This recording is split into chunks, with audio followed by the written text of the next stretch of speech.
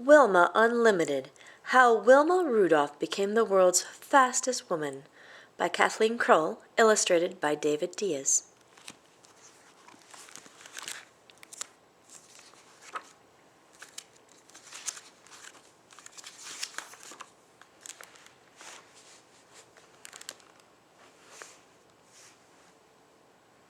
No one expected such a tiny girl to have a first birthday. In Clarksville, Tennessee, in 1940, life for a baby who weighed just over 4 pounds at birth was sure to be limited. But most babies didn't have 19 older brothers and sisters to watch over them. Most babies didn't have a mother who knew home remedies and a father who worked several jobs. Most babies weren't Wilma Rudolph. Wilma did celebrate her first birthday, and everyone noticed that as soon as this girl could walk, she ran or jumped instead. She worried people, though. She was always so small and sickly. If a brother or sister had a cold, she got double pneumonia.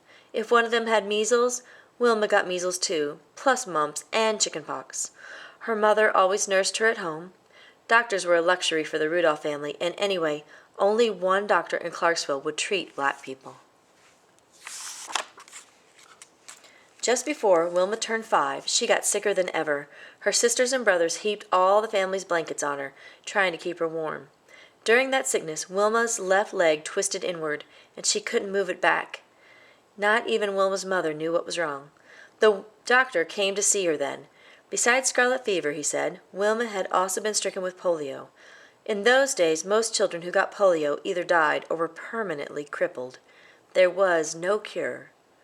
The news spread around Clarksville. Wilma, that lively girl, would never walk again. But Wilma kept moving any way she could. By hopping on one foot, she could get herself around the house, to the outhouse in the backyard, and even on Sundays to church. Wilma's mother urged her on. Mrs. Rudolph had plenty to do, cooking, cleaning, sewing, patterned flour sacks into clothes for her children, now 22 in all. Yet twice every week she and Wilma took the bus to the nearest hospital that would treat black patients, some 50 miles away to Nashville. They rode together in the back, the only place blacks were allowed to sit. Doctors and nurses at the hospital helped Wilma do exercises to make her paralyzed legs stronger. At home, Wilma practiced them constantly, even when it hurt. To Wilma, what hurt most was that the local school wouldn't let her attend because she couldn't walk. Tearful and lonely, she watched her brothers and sisters run off to school each day, leaving her behind. Finally, tired of crying all the time, she decided she had to fight back, somehow. Wilma worked so hard at her exercises that her doctors decided she was ready for a heavy steel brace. With the brace supporting her leg, she didn't have to hop anymore. School was possible at last. But it wasn't the happy place she had imagined. Her classmates made fun of her brace. During playground games, she could only sit on the sidelines. Twitchy with impatience, she studied the other kids for hours, memorizing moves, watching the ball zoom through the rim of the bushel basket they used as a hoop. Wilma fought the sadness by doing more leg exercises. Her family always cheered her on, and Wilma did everything she could to keep them from worrying about her. At times, her leg really did seem to be getting stronger. Other times, it just hurt. One Sunday, on her way to church, Wilma felt especially good. She and her family had always found strength in their faith, and church was Wilma's favorite place in the world. Everyone she knew would be there, talking and laughing, praying and singing. It would be just the place to try the bravest thing she had ever done. She hung back while people filled the old building. Standing alone, the sound of hymns coloring the air, she unbuckled her heavy brace and set it by the church's front door. Taking a deep breath, she moved one foot in front of the other, her knees trembling violently. She took her mind off her knees by concentrating on taking another breath and then another.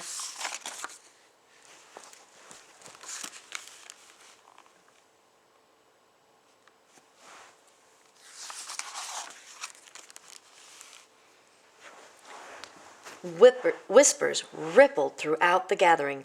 Wilma Rudolph was walking. Row by row, heads turned towards her as she walked alone down the aisle. Her large family, all her family's friends, everyone from school, each person stared wide-eyed. The singing never stopped. It seemed to burst right through the walls and into the trees. Finally, Wilma reached a seat in the front and began singing too, her smile triumphant. Wilma practiced walking as often as she could after that, and when she was 12 years old, she was able to take off her brace for good. She and her mother realized she could get along without it, so one memorable day, they wrapped the hated brace in a box and mailed it back to the hospital. As soon as Wilma sent that box away, she knew her life was beginning all over again. After years of sitting on the sidelines, Wilma couldn't wait to throw herself into basketball, the game she had most liked to watch. She was skinny, but no longer tiny. Her long, long legs would propel her across the court and through the air, and she knew all the rules and all the moves. In high school, she led her basketball team to one victory after another. Eventually, she took the team all the way to the Tennessee State Championship. There, to everyone's astonishment, her team lost. Wilma had become accustomed to winning. Now she slumped on the bench, all the liveliness knocked out of her. But at the game that day was a college coach. He admired Wilma's basketball playing, but was especially impressed by the way she ran. He wanted her for his track and field team. With his help, Wilma won a full athletic scholarship to Tennessee State University. She was the first member of her family to go to college. 8 years after she mailed her brace away, Wilma's long legs and years of hard work carried her thousands of miles from Clarksville, Tennessee. The summer of 1960, she arrived in Rome, Italy, to represent the United States at the Olympic Games as a runner. Just participating in the Olympics was a deeply personal victory for Wilma, but her chances of winning a race were limited. Simply walking in Rome's shimmering heat was a chore, and athletes from other countries had run faster races than Wilma ever had. Women weren't thought to run very well anyway. Track and field was considered a sport for men, and the pressure from the public was intense. For the first time ever, the Olympics would be shown on television, and all the athletes knew that more than 100 million people would be watching. Worst of all, Wilma had twisted her ankle just after she arrived in Rome. It was still swollen and painful on the day of the first race. Yet, it was her turn to compete, Wilma forgot her ankle and everything else. She lunged forward, not thinking about her fear, her pain, or the sweat flying off her face. She ran better than she ever had before, and she ran better than anyone else. Grabbing the attention of the whole world, Wilma Rudolph of the United States won the 100-meter dash. No one else ever came close. An Olympic gold medal was hers to take home. So when it was time for the 200-meter dash, Wilma's graceful long legs were already famous. Her ears buzzed with the sound of the crowd chanting her name. Such support helped her ignore the rain that was beginning to fall. At the crack of the starting gun, she surged into the humid air like a tornado. When she crossed the finish line, she had done it again. She finished far ahead of everyone else. She had earned her second gold medal. Wet and breathless, Wilma was exhilarated by the double triumph. The crowd went wild. The 400-meter relay race was yet to come. Wilma's team faced the toughest competition of all, and as the fourth and final runner of her team, it was Wilma who had to cross the finish line.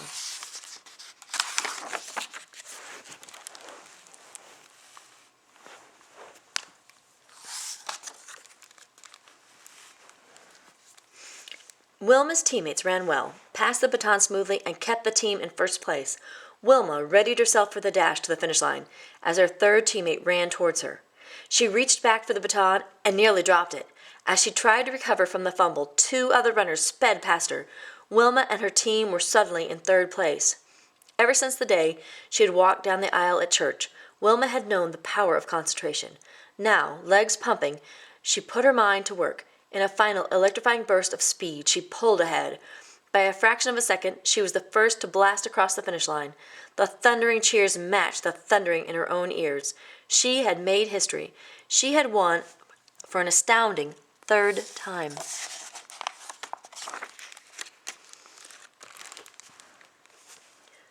At her third ceremony that week, as the band played the Star-Spangled Banner, Wilma stood tall and still, like a queen, the last of her 3 Olympic gold medals hanging around her neck.